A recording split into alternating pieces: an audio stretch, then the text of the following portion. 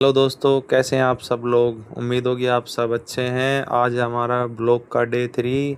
आज मौसम बहुत बढ़िया था। आज बारिश बिल्कुल नहीं थी, लेकिन एक दिक्कत हो गई है। इशिका के गले पे हमें लगा शायद टॉन्सिल हो गई है।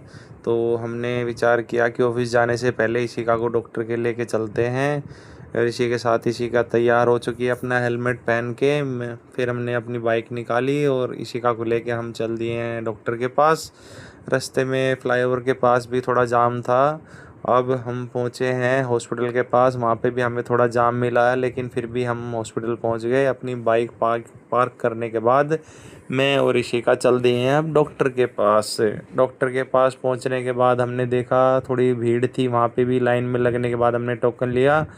टोकन लेने के बाद भी हमने थोड़ी देर डॉक्टर का अपने नंबर का इंतज़ार किया। अब इशिका का नंबर आ चुका है। इशिका को दिखाने के बाद फिर से हम अपनी पार्किंग में गए। मैंने इशिका ने अपनी बाइक निकाली। फिर इशिका को रास्ते में लगी भूख। इशिका ने पिया गन्ने का रस। इशिका को गन्ने का रस बहुत पसंद है। फिर वापस हम अपने घर की तरफ चल दिए। हम थोड़ा लेट हो रहे थे ऑफिस के लिए, इसलिए हम थोड़ा जल्दी घर आकर और इशिका को छोड़ के मैं ऑफिस के लिए वापस निकल को दिखाकर। और घर से निकलने के बाद फिर से हम अपने काम पर लग गए दोस्तों। फिर मैं एक कस्टमर के घर पे पहुंचा। जैसे ही कस्टमर के घर पे पहुंचा, एक मेरे दोस्त का फ़ोन आ गया अर्जेंट। वो बोला कि हमें कहीं चलना है।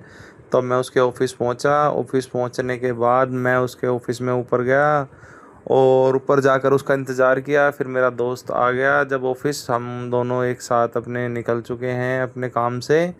और फिर हम पहुंच चुके हैं भिवाड़ी दोस्तों।